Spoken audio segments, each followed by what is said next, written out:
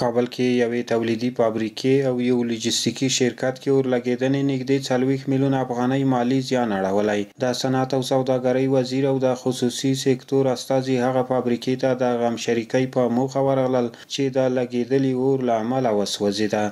تقریبا 3 بجې د ورځې پرون د جمعې په ورځ د اطفائیې د راتګ سره تقریبا 15 دقیقې دربار ونیولې، خو له بده مرغه زموږ اساسي او مین ستونزه دا وه چې د سړک جوړېدو کار روان و، ویالې مکمله توګه باندې جوړې شوې نه وي. د دې د ځنډ له کبله یعنې تقریبا کارخانه په مکمله توګه تخریب شوله. تیره ورځ د کابل په پولي چرخي اړوند په قابل بای سیمه کې د شبیر عمر پلاستیک په نوم فابریکه او ورسره خوا کې یو ګودام چې د یو لوجستیکي شرکت اړوند و پکې اورلګېدنه رامنځته شوه چې له امله یې د تولیدي فابریکې او ګودام ټول وسایل او توکي وسوځېدل چې شبیر عمر فابریکې ته شاوخوا 22.5 میلیونه افغانۍ او د لوجستیکي شرکت ګودام ته شاوخوا 15 میلیون افغانۍ زیان اوختی دی.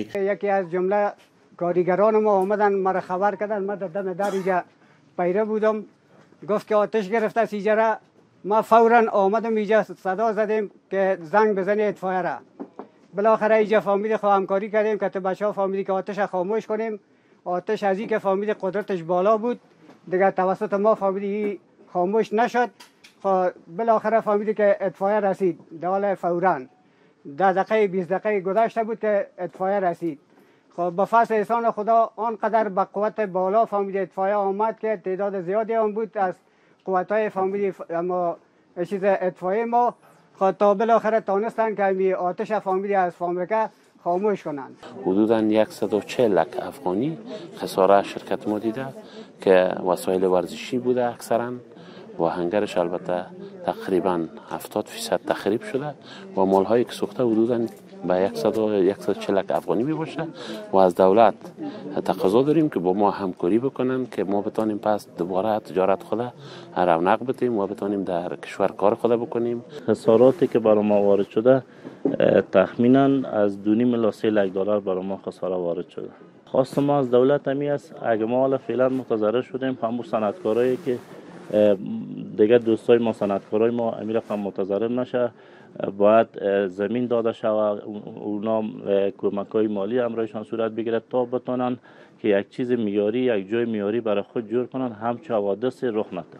ورته مهال د صنعت او سوداګرۍ وزیر نورالدین عزیزی وویل ژر به همدې سوځېدلې فابریکې او نورو ټولو کرایه میشتو صنعتکارانو ته ځمکې توزیع کړو او د امکان په صورت کې به د خصوصي سکتور له جوړ شوي صندوق څخه در سره مالی مرسته هم وکړو. د دې ترڅنګ یې د هر ډول مرستې ډاډ ورکړ. به هر دو فابریکه و گودامی که اینجا هستند چند روز پیش یک دوست دیگه هم فابریکهشان سوخت.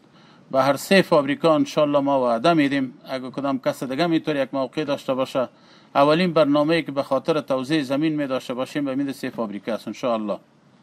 و در قدم دوم مدت 3 سال شده که ما برنامه ریزی داریم که 500-600 فابریکه که ما در جاهای کرایی هستند، صنعتکار هستند، مستحق هستند و در قدم اولویت یا حقدار هستند که ما برازیا باید زمین توزیع کنیم. ان شاء الله در برنامه‌های خود داریم. صنعتکارانو د اطفائیې له مسؤلینو څخه مننه وکړه چې په وخت کې ځانونه رسولي دي او د اور د مهارولو په برخه کې هڅې کړې دي. دوی په خپلو خبرو کې د صنعتکارانو پر وړاندې د ستونزو د حل او صنعتکارانو ته د ځمکې په ورکولو ټینګار وکړ.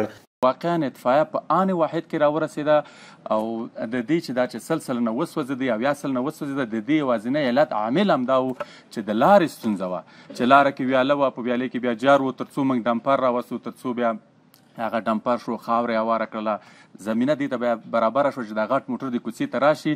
خو له بده مرغه تقریبا 1 ساعت په ده کې ووتو. یعنې اطفائیې عامر صاحب نه زه ډېره بیا هم مننه کومه چې هغوی هېڅ سرغړونه او بېغوري پکې ونه کړله. څومره چې زر کېدلی شي باید داسې یو کمیسیون تاسو ورته وټاکئ په رهبرۍ باندې چې هغه خلک چې په کرایي ځایونو کې دي 3 منزله 4 منزله فابریکې لري، لاندې هم کار کوي، په زیرزمیني کې کار کوي، بیا په اول منزل کې کار کوي، 3 منزل کې فابریکې لګېدلي چې زر دې ته ورکولی شو. په دې کې مونږ هم همکار یاستو. مونږ کولی شو تاسو ته برنامې جوړې کړو د پاپوش په برخه کې، یو ځای کې هغه ته ځمکې ورکړو چې یو منظم صنعتي پارک هلته جوړ شي. څومره د یو شرکت دپاره ضرورت ده. د پای په برخه کې، د مواد شوینده په برخه کې، د مواد غذایی برخه کې منظم پلان درکو چې هلته ننوځي چې ټول هماغه فابریکې وي چې هغه ته خلکو ته اسانتیا وسي او هغه ته تاسو هم لاسرسی زر ورته وکولی شي. په دې پلان باندې کار وکړو انشاءالله تعالی. د دغه فابریکې مسؤل حاجی سید مسکین صادقی او د ګودام مسؤل حاجی ناصر په خپلو خبرو کې د اسلامي امارت له مسؤلینو د مرستې غوښتنه وکړه او ویل فابریکې مو په داسې ځایونو کې جوړې کړې وي چې د ځمکې ساحه یې کمه او د برېښنا له سختو ستونزو سره مخ یو، نو حکومت اجماع راکړي او د برېښنا ستونزه دې راته حل کړي.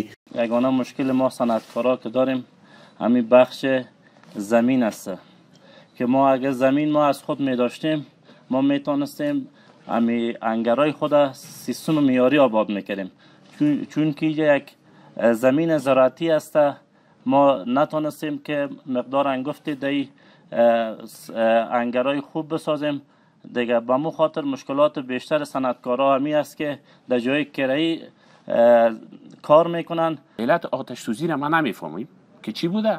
صرف در پالوی گودام ما فابریکه موجود بود که آتش سوزی از اونجا سرایت کرده و گودام ما هم تقریبا 70% تخریب شد، مالها سوخته. د یادولو وړ ده چې په شبیر عمر فابریکه کې هر ډول نارینه او ښځینه بوټونه تولید کېدل او همدارنګه په سوځېدلي ګودام کې د یو لوجستیکي شرکت چارو او توکو څخه استفاده کېدله.